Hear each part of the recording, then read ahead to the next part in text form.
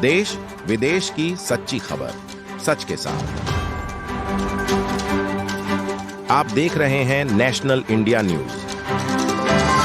North Bengal के सिलीगुड़ी शहर के भक्तिनगर थाने इलाके पर 100 दुकानदार विस्थापित पुनर्वास की मांग को लेकर 13 दिनों से धरना दे रहे हैं। सिलीगुड़ी शहर के सरकारी आवासन हिमालय कन्या आवासन जो भक्तिनगर थाना के पीछे सिवॉक रोड वार्ड नंबर 42 किस्मी पुनर्विकास परियोजना के नाम पर लगभग 100 दुकानदारों को उनकी जगह से हटा दिया गया है।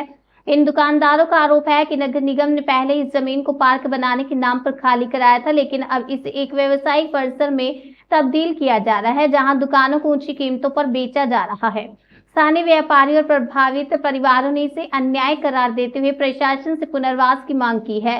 विस्थापित दुकानदारों में बड़ी संख्या में महिलाएं भी शामिल हैं, जिनके लिए ये दुकानें आय एकमात्र जरिया थी और उन लोगों ने 12 दिनों से जारी किया धरना। आज आपको बता दें, इस फैसले के खिलाफ दुकानदार पिछले 13 दिनों से लगातार धरना प्रदर्शन कर रहे हैं, लेकिन अभी तक प्रशासन की ओर से कोई ठोस कार्रवाई नहीं की गई है।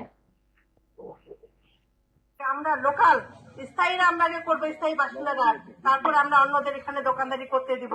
অত সহজেরা এখানে এসে ওরা লুটপাট করবে, অনেক লুটপাট হচ্ছে। এই চাটা খেতে খেতে মনে পড়ে গেল আমার মুদির কথা। একটু রাস্তায় আসলাম, আস্তে আস্তে দেখলাম একজন চপ খাচ্ছে, মমতার কথা মনে পড়লো। আর এই যে স্কুল কলেজ আমরা দেখতেছি, এগুলো দেখলে আমাদের বুদ্ধদেব জ্যোতিষের কথা মনে হয়। আর এরকম এই যে দোকানদার উঠছে, দেখলে সব ওই এবং আমার সংগ্রামী সাথী মা বোনেরা, এটা হওয়ারই কথা ছিল। কারণ তৃণমূল নেতৃত্ব, খোদ নেত্রী যেটা মনে করেন যে আমরা পশ্চিমবঙ্গের জনগণকে কিনে নিয়েছি, পশ্চিম